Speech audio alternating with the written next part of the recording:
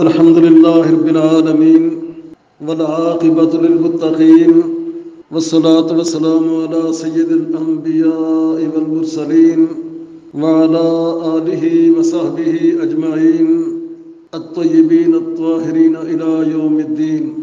أما بعد فأعوذ بالله من الشيطان الرجيم. بسم الله الرحمن الرحيم.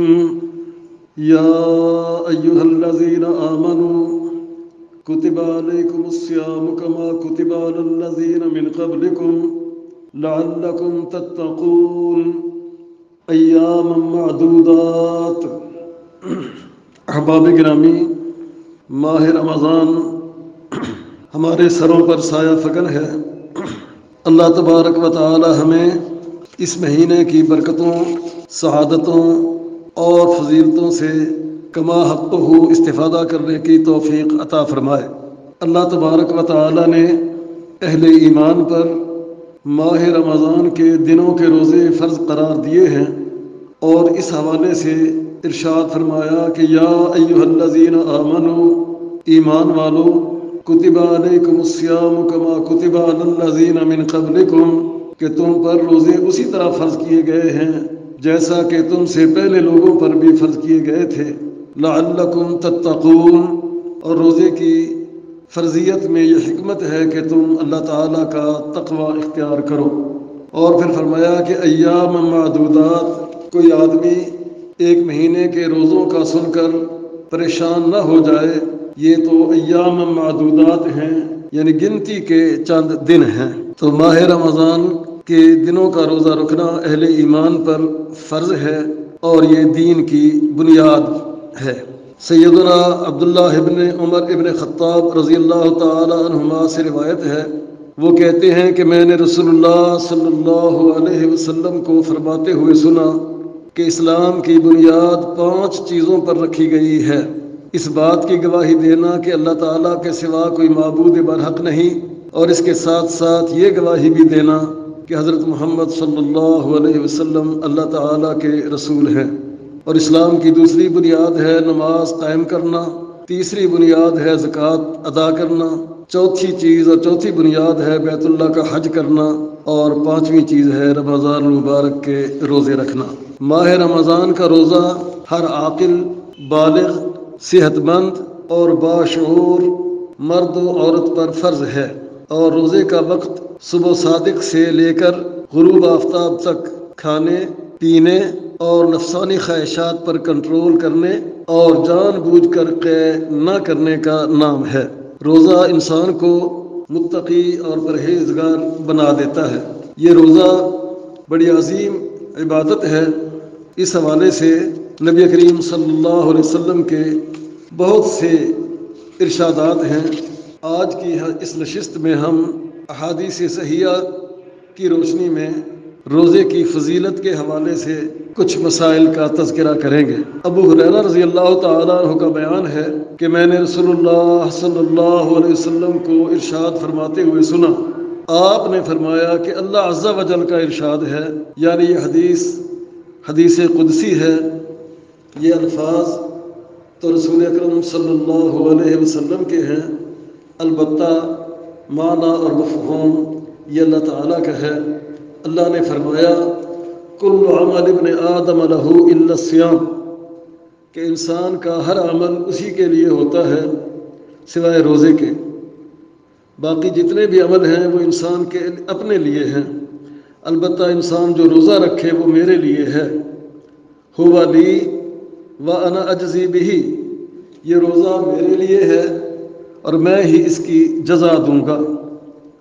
پھر نبی کریم صلی اللہ علیہ وسلم نے قسم کھا کر فرمایا کہ والذی نفس محمد بیدہ، اس ذات کی قسم جس کے ہاتھ میں محمد صلی اللہ علیہ وسلم کی جان ہے، لخلفۃ فم الصائم اطیب عند اللہ من ریح المسک، کہ روزہ رکھنے کی وجہ سے مومن آدمی کے معدے میں سے جو ناپسندیدہ اور ناخوشگوار سی بو منہ کے راستے آتی ہے، وہ بظاہر تو ناپسندیدہ ہوتی ہے، لیکن اللہ تعالیٰ کے ہاں قیامت کے دن وہ کستوری سے بھی زیادہ پسندیدہ اور محبوب ہوگی۔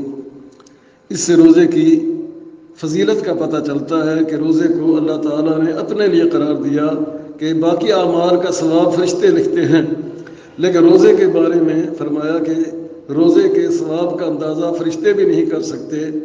انہ لی وانا اجزی بہ، اللہ نے فرمایا کہ میں ہی بہتر جانتا ہوں کہ میں اس کی کتنی جزا دوں گا۔ تو روزہ اللہ تعالیٰ کے لیے خالص عمل ہے اور اس کی بڑی فضیلت ہے۔ دوسری حدیث میں نبی کریم صلی اللہ علیہ وسلم کا ارشاد ہے کہ من صام رمضان ایمانا واحتسابا غفر له ما تقدم من ذنبه، کہ جو شخص ایمان کی حالت میں اور اللہ تعالیٰ کی رضا جوئی کے لیے روزہ رکھے، غفر له ما تقدم من ذنبه، اس کے سابقہ زندگی کے سارے گناہ معاف کر دیے جاتے ہیں۔ تو روزہ انتہائی بابرکت اور فضیلت والا عمل ہے۔ اللہ تعالیٰ کے ہاں قبول ہو جائے تو انسان کے سابقہ سارے گناہ معاف کر دیے جاتے ہیں۔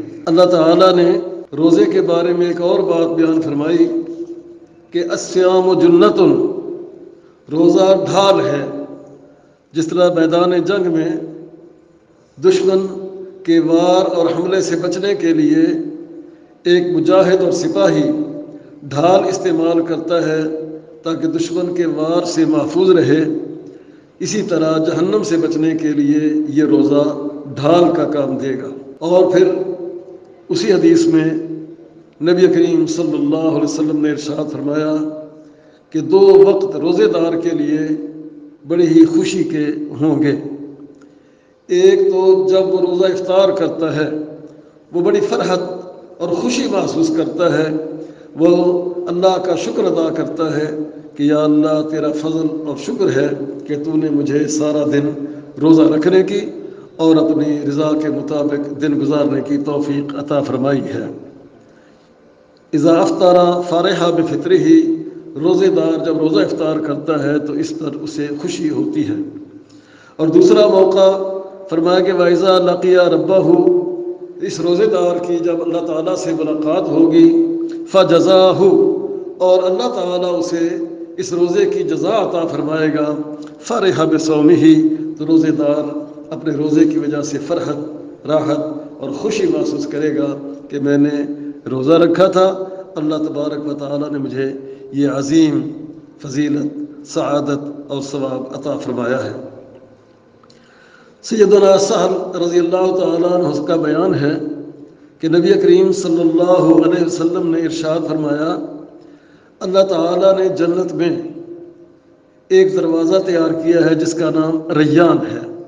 ویسے جنت کے 8 دروازے ہیں اور ہر دروازے کا الگ الگ نام ہے، ان میں سے ایک دروازے کا نام ریان ہے، جس کے متعلق نبی کریم صلی اللہ علیہ وسلم نے فرمایا کہ یدخل منہ الصائمون یوم القیامہ، صائمین یعنی روزے دار لوگ جو دنیا میں اللہ کی رضا کے لیے روزے رکھا کرتے تھے، وہ اس باب الریان کی طرف سے جنت میں داخل ہوں گے۔ لا يدخل منہ احد غیرہم، اور اس دروازے سے ان کے علاوہ کوئی دوسرا آدمی داخل نہیں ہو سکے گا۔ اللہ تعالیٰ کی طرف سے اعلان کرایا جائے گا این الصائمون، کہ روزے رکھنے والے لوگ کہاں ہیں؟ تو فرمایا کہ فیقومون، تو روزے دار لوگ، روزے رکھنے والے لوگ اٹھ کھڑے ہوں گے۔ لا يدخل منہ احد غیرہم، روزے داروں کے علاوہ کوئی دوسرا آدمی اس دروازے سے داخل نہیں ہوگا۔ فَإِذَا دَخَلُوا اُغْلِقَ عَلَيْهِمْ، جب یہ لوگ اس دروازے سے جنت میں داخل ہو جائیں گے تو دروازہ بند کر دیا جائے گا کہ یہ دروازہ صرف روزے داروں کے لیے ہی ہے۔ یہ روزہ بڑی عظمت کا حامل ہے۔ روزے کی فضیلت کے حوالے سے رسول اکرم صلی اللہ علیہ وسلم نے ایک اور بات بھی بیان فرمائی کہ جو آدمی اللہ تعالیٰ کی رضا کے لیے روزہ رکھ لے، باعد اللہ بذالک اليوم وجہہ عن النار 70 خریفا، اس روزے کی برکت سے اللہ تعالیٰ اس آدمی کو 70 سال کی مسافت جتنا دور کر دیتا ہے۔ تو یہ فضیلت، ثواب اور برکت ہے روزے کی۔ ماہ رمضان ہمیں زندگی میں ایک بار پھر نصیب ہوا ہے۔ احباب گرامی، ذرا ادھر ادھر نظر دوڑائیں۔ ہمارے کتنے ہی احباب ہمارے ساتھ گزشتہ رمضان میں موجود تھے، جو ہمارے ساتھ رہ کر روزے رکھتے رہے، نمازیں پڑھتے رہے، نماز تراویح ادا کرتے رہے، لیکن اس سال وہ ہمیں نظر نہیں آ رہے ہیں۔ اللہ ہی بہتر جانتا ہے کہ آئندہ سال ہم میں سے کون لوگ ہوں گے جنہیں یہ مہینہ دوبارہ نصیب ہوگا، اور کون ہوں گے جو اللہ تعالیٰ کے ہاں چلے جائیں گے۔ اس لیے ان دنوں کی قدر کرنی چاہیے۔ یہ ماہ رمضان شروع سے لے کر آخری گھڑی تک برکتوں سے معمور ہے، فضیلتوں سے معمور ہے۔ ہمیں اس وقت کی قدر کرتے ہوئے ماہ رمضان کے دنوں اور راتوں میں بڑھ چڑھ کر نیکی کا عمل کرنے کی کوشش کرنی چاہیے۔ اللہ رب العزت ہمیں استقلال کے ساتھ عمل کرنے کی اور اخلاص کے ساتھ عمل کرنے کی توفیق عطا فرمائے۔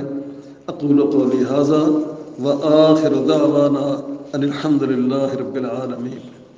العلماء، علماء و عوام میں حائل خلیج دور کرنے کی ایک منفرد کاوش۔